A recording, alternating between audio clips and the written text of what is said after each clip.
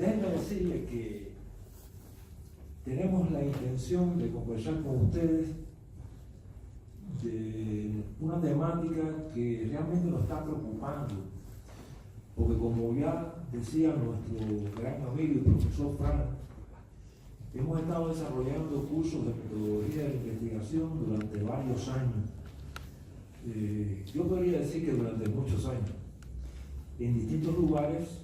Hemos tenido la oportunidad incluso de dar esos cursos en distintos países y tenemos una perspectiva clara de la visión que desde el punto de vista científico se tiene en América Latina, casi una buena cantidad de países de América Latina que nos permite a nosotros tener una idea de la concepción que se tiene de la ciencia en gran parte de este continente. A mí siempre me ha preocupado que cuando se comienzan las maestrías y los doctorados, de hecho nos damos cuenta que las personas que se inician en un proceso de investigación no tienen una idea clara de lo que es la ciencia. Cuando nos ponemos a indagar en los primeros momentos que estamos buscando, digamos, los problemas de investigación, cuando estamos buscando las primeras ideas para desempeñarnos en un proceso de investigación científica, nos hemos dado cuenta de que no hay una claridad exacta de lo que es la ciencia. Nosotros hemos tratado en los cursos de metodología de investigación siempre dar un primer encuentro, un poco para hablar de esto, ¿no? Para hablar de qué cosa es la ciencia realmente, cómo es posible definir la ciencia, de qué se encarga la ciencia, qué cosa es lo que realmente es la ciencia. Lo hemos hecho ya durante varios años y siempre me ha quedado por dentro esa idea de que nosotros, por lo menos los latinoamericanos, aunque lo he visto también en otros lugares fuera de América Latina, no tenemos una verdadera cultura científica. Y entonces un poco que nos hemos puesto a indagar, bueno, ¿por qué razón es esto? ¿No? ¿Por qué no tenemos una cultura científica? ¿Por qué razón no entendemos muy bien qué es la ciencia? Y entonces, tratando de buscar respuestas a esta idea principal, nos damos cuenta de muchas cosas que quiero hoy compartirlas con ustedes. Ustedes tienen una concepción de lo que es la ciencia. Ajá. Lo bueno sería haber hecho un diagnóstico para ver cuál es la concepción, pero eso no es posible.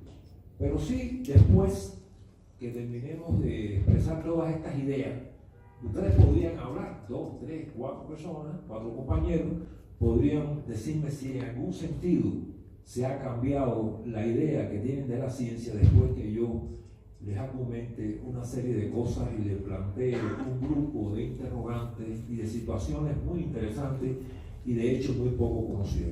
¿Cuál sería la razón principal por la cual las personas en sentido general tienen una concepción de la ciencia muy equivocada, muy distante de lo que ciertamente está pasando en la ciencia? Bueno, lo que ocurre básicamente es que quienes menos hablan de ciencia son los científicos.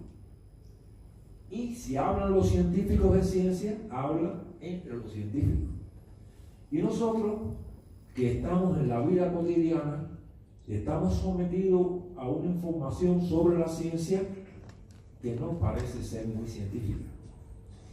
Y entonces nos preguntamos, ¿quiénes son los que verdaderamente hablan de la ciencia? Bueno, los políticos. Los políticos hablan mucho de la ciencia. Los políticos siempre, estoy hablando de políticos en sentido general, no me estoy refiriendo a nadie en particular, los políticos saben que la ciencia tiene poder de convencimiento. O sea, si yo le digo a ustedes, no, pero esto está descubierto científicamente, o le pongo un nombre, hago referencia a un nombre particular de un científico, le digo, esto está corroborado, esto existe científicamente, ya todo el mundo se queda como diciendo, bueno, si existe científicamente, eso tiene credibilidad. Significa entonces que la ciencia de alguna manera ofrece credibilidad. Y es por esa razón que los políticos esgrimen tantas cosas de la ciencia, pero los políticos en su inmensa mayoría, en su casi totalidad, no son científicos. ¿Y quiénes más hablan de la ciencia? De la ciencia hablan también muchísimo los periodistas. De manera que estamos invadidos por conocimientos acerca de la ciencia que nos llegan a través de los políticos y de los periodistas. Ninguno de los dos son realmente científicos. O sea que la información de la ciencia nos llega a través de segundas manos. Nunca estamos claramente enfrentados a la información verdaderamente científica. Pero ¿qué pasa? Como que ofrece mucha credibilidad a la ciencia. Detrás de la ciencia se esconden muchas cosas. Y la mayoría de las personas son muy ingenuas con respecto a la ciencia.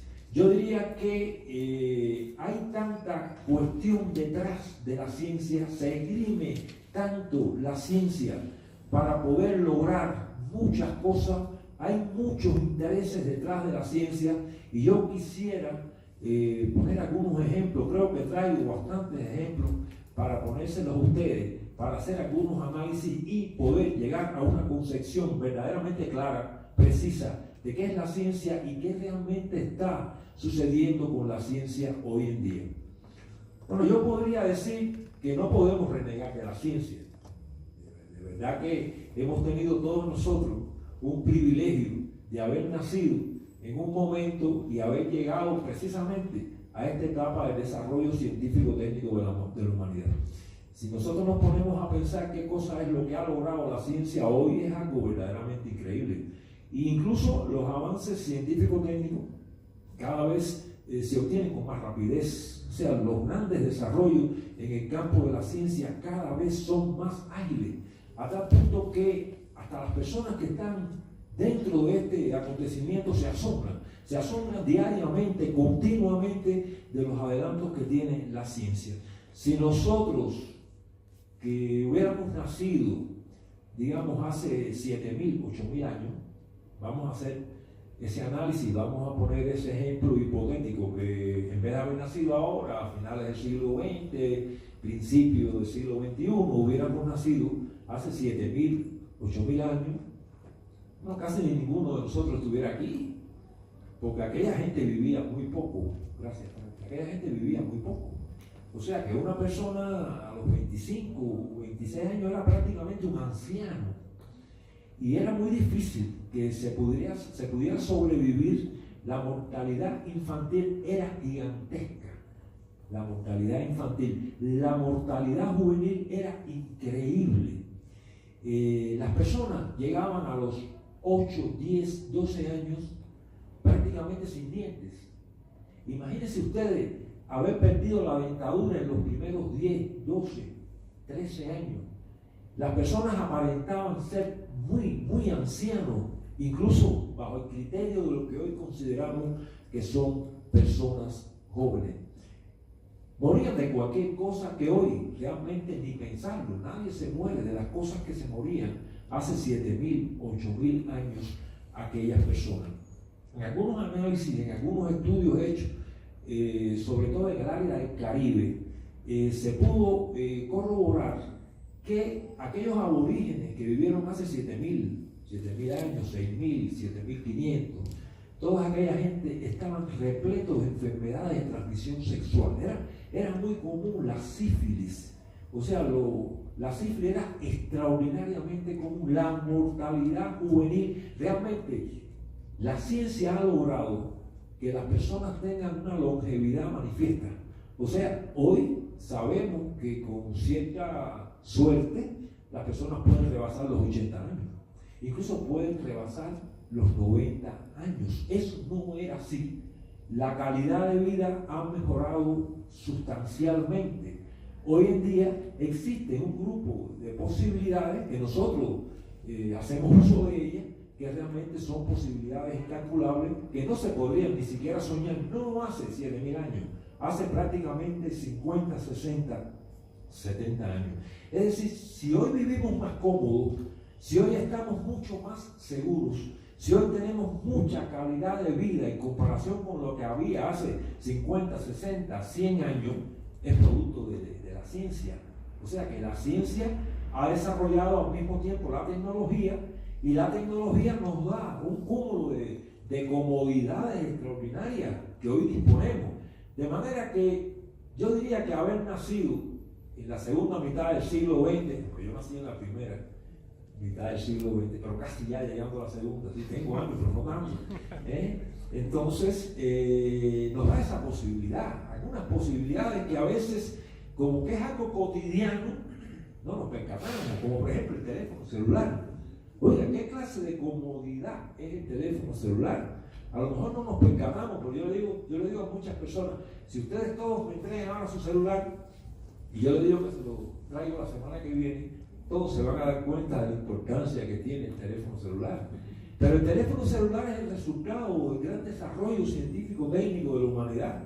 O sea, estamos en una revolución científico-técnica que se caracteriza por varias cosas importantes, como por ejemplo el gran desarrollo de la microelectrónica.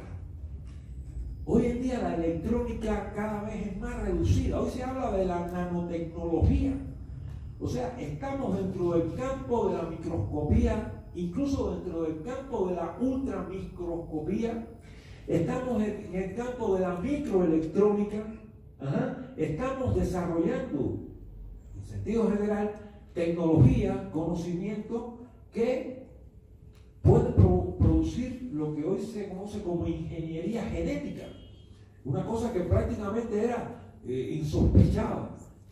Hoy se establecen procesos de transgénesis, o sea, se puede cambiar un gen de un organismo vivo, un gen que tiene un defecto, se quita ese gen y se pone un gen que no tiene el defecto. O sea que vivir en este momento con los procesos de transgénesis es algo verdaderamente incalculable, es algo verdaderamente increíble, como se curan enfermedades a través de los procesos de transgénesis. Toda la ingeniería genética que se ha desarrollado es producto del desarrollo científico que vivimos en estos momentos. Bueno, ¿y qué me dicen con relación a todo lo que es el gran desarrollo vertiginoso de la informática, las posibilidades que hoy tenemos en el uso de computadoras inteligentes, la robótica, la inteligencia artificial? Vivimos en un mundo increíble. Es un mundo increíble, pero estamos acostumbrados, ni mucha cuenta nos damos de eso. Pero si una persona que murió hace 40 años resucitara y viera todo lo que tenemos hoy en día desde el punto de vista de tecnología, no creo que esté vivo más de 5 minutos. Algo le va a pasar, le va a dar un infarto, no sé, a ver eso que es prácticamente increíble lo que se ha desarrollado desde el punto de vista de la ciencia, desde el punto de vista de la tecnología. Hoy tenemos un grupo de conocimientos no solo de nuestro planeta, sino más allá de nuestro planeta. Esa es una característica que tiene el hombre. Todavía no conocemos qué pasa aquí adentro y estamos tratando de averiguar qué pasa allá afuera.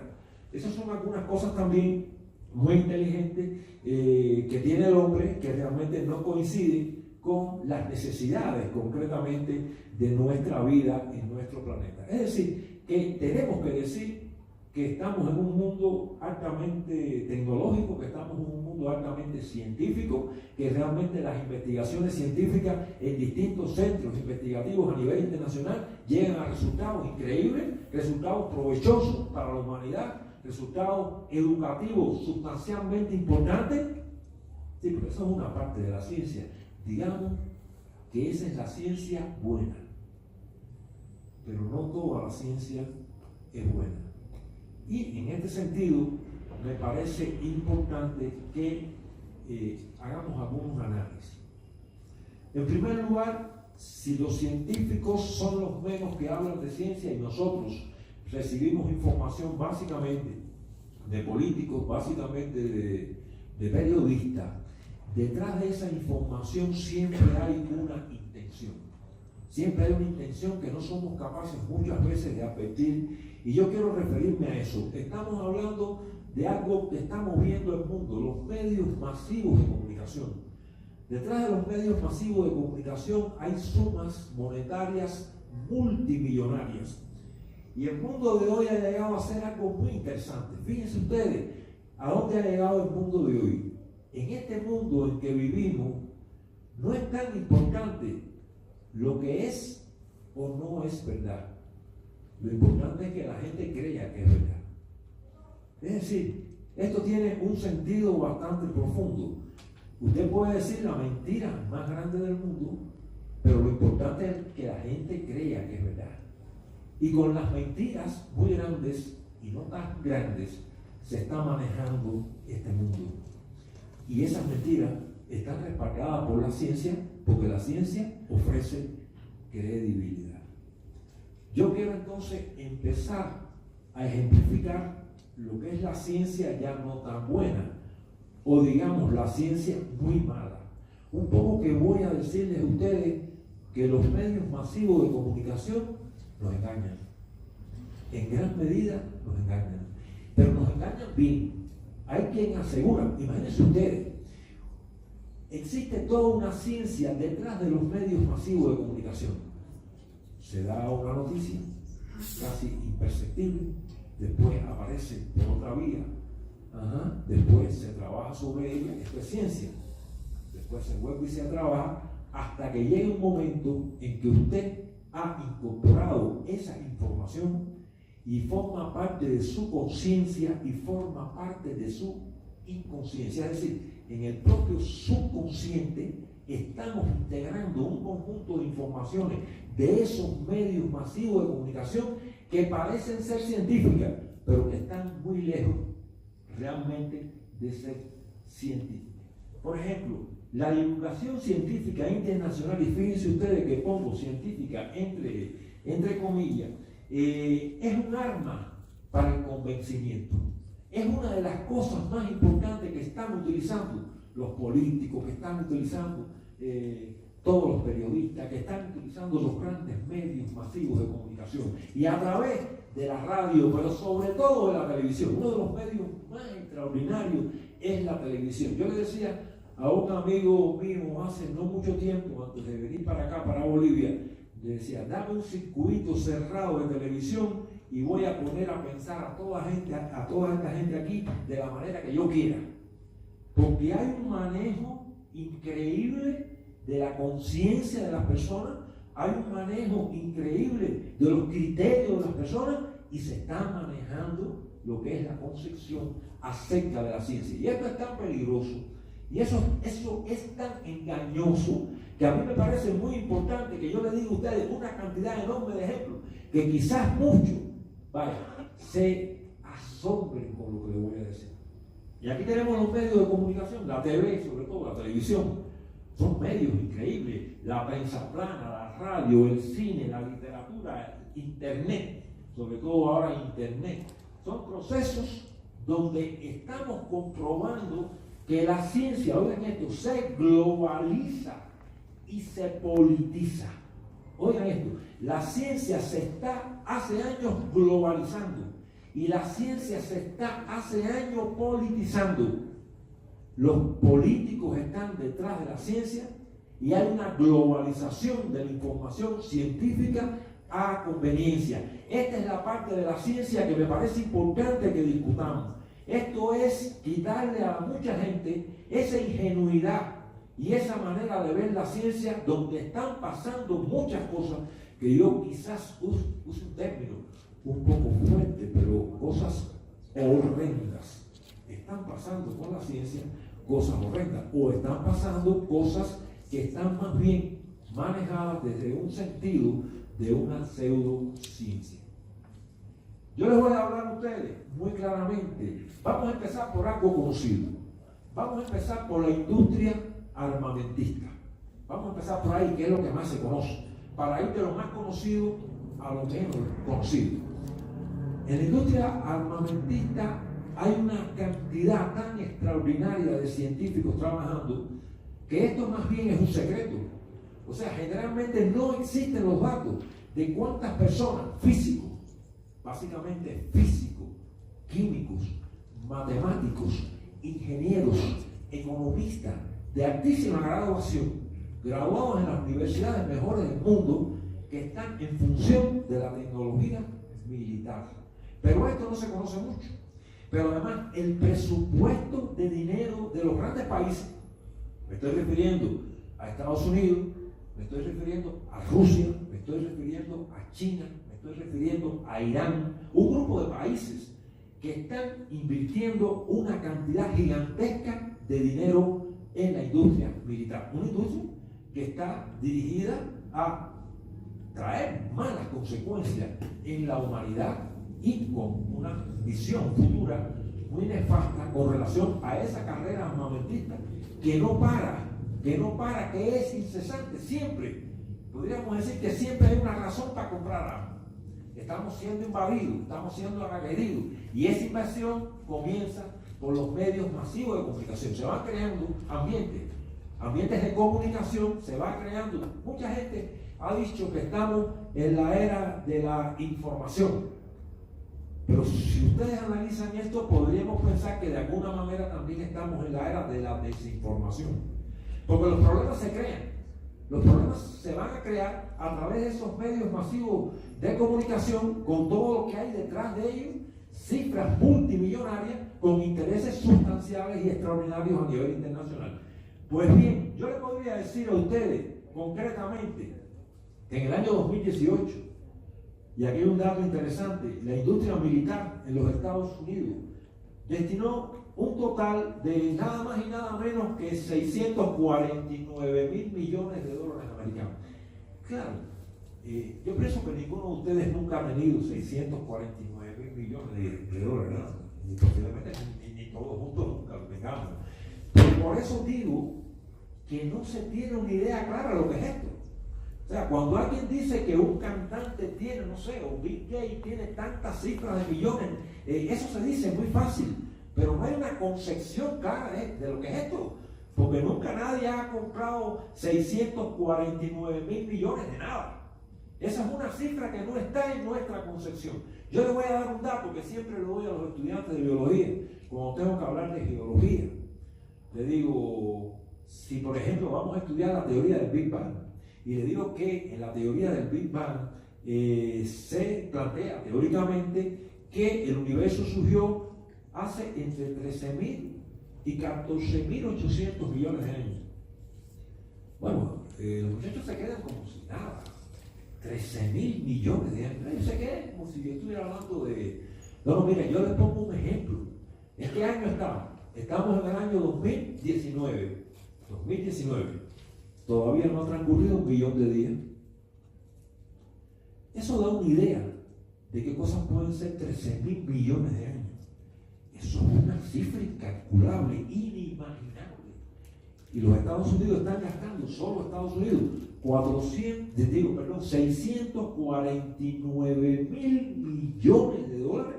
Ustedes se imaginan ese dinero en función de las necesidades que tiene este mundo, de todas las necesidades. Pero cuando usted une a estos países que le nombro, qué cantidad de dinero, qué cantidad de científicos están desviados de las cuestiones más importantes de la humanidad para todas estas cosas. Entonces, ¿qué pasa? Que hay una industria armamentista tan gigantesca que cuesta tanto dinero mantenerlo, que por eso es que nunca se acaba la guerra. Y la guerra en Irán está ahí, y la guerra en el Medio Oriente está, y la guerra en Afganistán está, y las amenazas de guerra, China, Estados Unidos, Rusia, ahora Venezuela, la tercera, y los medios masivos de comunicación creando ambientes bélicos y los países comprando armas. Es decir, fíjense cómo funciona. La guerra parte de los medios masivos de comunicación, y la guerra tiene que estar, porque si no, no se sostiene la industria militar. ¿Y qué es lo que está pasando entonces? Que cuando no hay guerra, la industria militar tiene que inventarla. Y esto es así, y esto es ciencia, porque quienes dirigen esos medios son científicos, quienes dirigen toda esta carrera armamentista son científicos, quienes están haciendo los presupuestos para todo esto son científicos. Entonces, no hay guerra, hay que inventarla. Recuerden ustedes, y no quiero hablar nada de política, pero recuerden ustedes los problemas de Irak. Recuerden ustedes las armas de extinción masiva. Recuerden ustedes toda la problemática de Saddam Hussein. Al final no había ninguna arma de extinción masiva, pero se justificó la guerra. Y entonces existe un mecanismo en los medios masivos de comunicación que, bueno, esto es una cosa que conocemos. Sabemos, porque hay mucha divulgación en este sentido, que cuando no hay guerra hay que inventarla. Porque si no, ¿quién sostiene esa industria? ¿Quién sostiene todos estos marcos multimillonarios? Ajá. Pero lo que mucha gente no sabe, y empiezo con alguna de las cosas más interesantes, es que así como la industria militar inventa las guerras para vender armas, la industria farmacológica inventa las enfermedades para vender medicina. Oigan, inventa las enfermedades para vender medicina. Es decir, aquí podríamos hacer un análisis realmente profundo y objetivo. ¿Qué está pasando con la farmacología? Bueno, si yo le pregunto a ustedes dónde se dirige a nivel internacional, ¿dónde se dirige? Todos los problemas de la salud, de la preservación de la salud, todos ustedes, yo les diría que ingenuamente me dirían que es la OMS, Organización Mundial de la Salud. Pero yo sin mucha ingenuidad le diría que están equivocados. Lo que dirige la salud y la prevención de la salud y los problemas asociados a toda esta situación son los CDC. Posiblemente nadie haya escuchado qué cosas son los CDC. Bueno, son los Centros de Control y Prevención de Enfermedades que están en Atlanta, Estados Unidos, y que son estructuras del gobierno de los Estados Unidos. A partir de ahí se han empezado a producir una serie de cosas que me parecen que yo debía comentarlo, de lo que es la parte de la ciencia que no es esa ciencia que nosotros hablamos al inicio.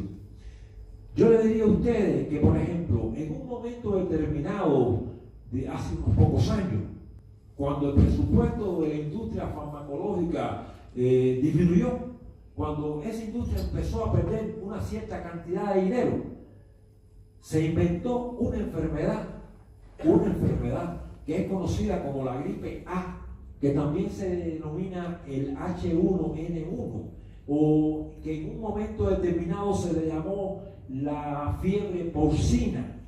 Y sucedió una cosa realmente interesante en el año 2009. Con solo 20 enfermos de gripe A, H1N1, sin graves consecuencias, sin muerte, porque fue una cepa de las más benignas, se declaró a través de los medios masivos de comunicación una posible enfermedad, una posible epidemia, y llegó a convertirse en una pandemia. Hubo una pandemia en Estados Unidos en el año 2009 con 20 enfermos y se creó un caos, se creó un terror. Y yo voy a empezar a hablarle a ustedes de meter miedo. Una de las cosas más importantes que hay en los medios masivos de comunicación y una de las cosas más importantes que hay en el manejo de la información científica es meter miedo. Y a ustedes les va a dar miedo lo que yo les voy a decir aquí. Les va a dar miedo. Es decir, se le metió miedo a todo el mundo, se creó una pandemia sin existir. Un país que tiene 350 millones de habitantes, con 20 personas enfermas, con una cepa del virus de la gripe A, se recaudaron cifras multimillonarias. Las personas moviéndose a los distintos centros hospitalarios para ponerse las vacunas, las personas comprando medicamentos, las personas en los médicos. Cuando se sacó la cuenta, realmente los CDC ampliaron la capacidad monetaria de todos esos centros y todos esos consorcios farmacológicos a niveles extraordinarios, con una enfermedad que no existía. Y eso lo promovieron médicos, eso lo promovieron científicos, eso lo promovieron divulgadores con graduación universitaria. Es decir, hay una ciencia en este sentido dedicada a engañar para ganar dinero. Eso es algo verdaderamente... Miren, me viene a la mente una cosa con la leche. Yo tengo un amigo, Pino, estábamos en Venezuela. Pino se pasaba la vida, Fran lo conoce, hemos trabajado juntos, buscando leche. Y yo digo un día, Pino, ¿para qué tú buscas leche? Compadre, leche, lo más grande. Pino, la leche no es... ¿Qué tú me puedes decir? No, la leche es el alimento. Pino, eso no es así. Pino, la leche la toman los lactantes. Los lactantes toman la leche. ¿Tú has visto alguna vez ningún animal mamífero adulto tomar leche? No hay ninguno. La naturaleza te está diciendo que la leche es para una primera etapa de vida para los lactantes. En ese momento la leche es importante, pero cuando ya tú no eres lactante no te hace falta más leche, y mucho menos la leche que estamos ingiriendo, que no es de nuestra propia especie, es una leche de otra especie, de la vaca, que tiene proteínas sumamente complejas y de difícil digestión. Ustedes lo han visto como los niños chiquitos hacen intolerancia a la leche, porque sencillamente las proteínas que se asimilan a través de esa leche no son las proteínas de la misma especie.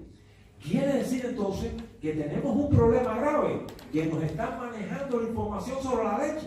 Y ahora los grandes consorcios de leche en Estados Unidos dicen que para vivir, para ser fuerte, hay que tomar leche. Pero no solamente en Estados Unidos. Y entonces ahora cogen a una persona que, por ejemplo, es un boxeador o un luchador que tiene una corpulencia extraordinaria, y entonces le dicen a uno que, bueno, eso es producto de la leche. Y entonces la industria lechera vendiendo leche, que eso no le hace falta a nadie, después con unos adultos, eso solamente para la etapa de la lactancia. Entonces nos están manejando a través de los medios masivos de comunicación de una manera increíble, y reaccionamos. Yo le decía, y Pino no me creía. Le decía, no, chico, tú estás equivocado. Digo, oye, Pino, cuando tú veas un mamífero tomando leche a una edad que va más allá del periodo de lactancia, tú me avisas, pero tú te das cuenta que la naturaleza funciona así. Todavía me lo encuentro allá en Cuba buscando leche. Porque es que tenemos eso, que es la información que recibimos a través de todos esos medios masivos de comunicación.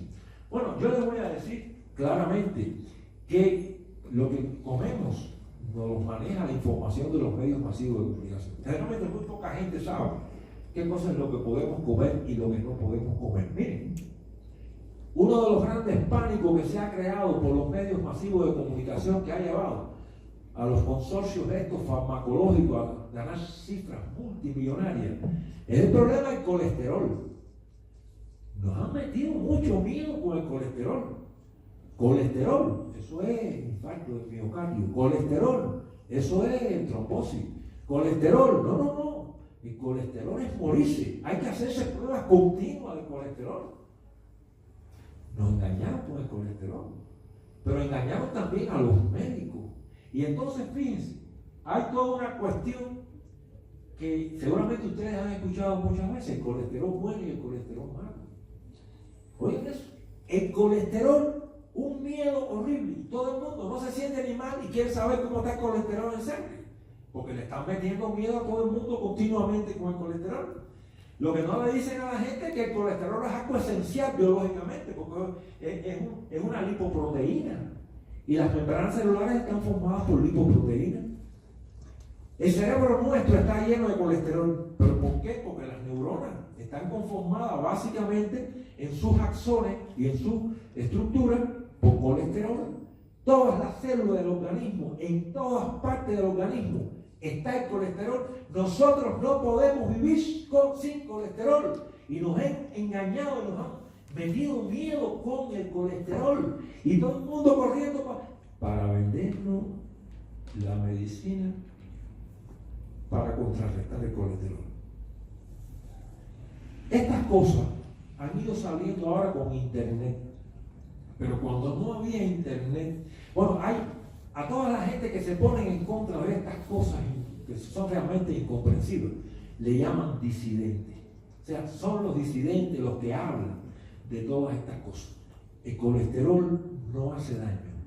El colesterol no tiene nada que ver con el infarto del miocardio. El colesterol no tiene nada que ver con todo el miedo que los medios masivos de comunicación, y eso es ciencia.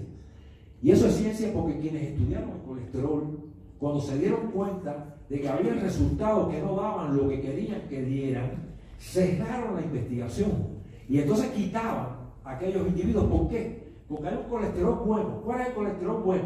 Le llaman, bueno, HDL, por sus siglas en inglés. Este es el colesterol, porque el colesterol es como un vehículo que transporta en la sangre, que transporta grasa. El colesterol bueno coge la grasa que está en el torrente sanguíneo, y lo lleva al hígado. Y en el hígado, bueno, se utiliza el colesterol para producir bilis.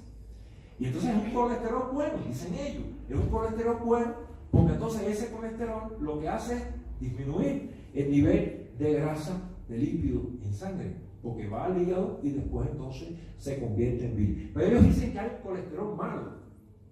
Y ese colesterol malo es el que va a los endotelios de los vasos sanguíneos, básicamente de las arterias. O sea, la pared interna de los vasos sanguíneos se le pega ese colesterol malo, que es el LDL, se pega ahí. Y entonces como que se está pegando, la luz del vaso sanguíneo se va reduciendo. Y al reducirse entonces la circulación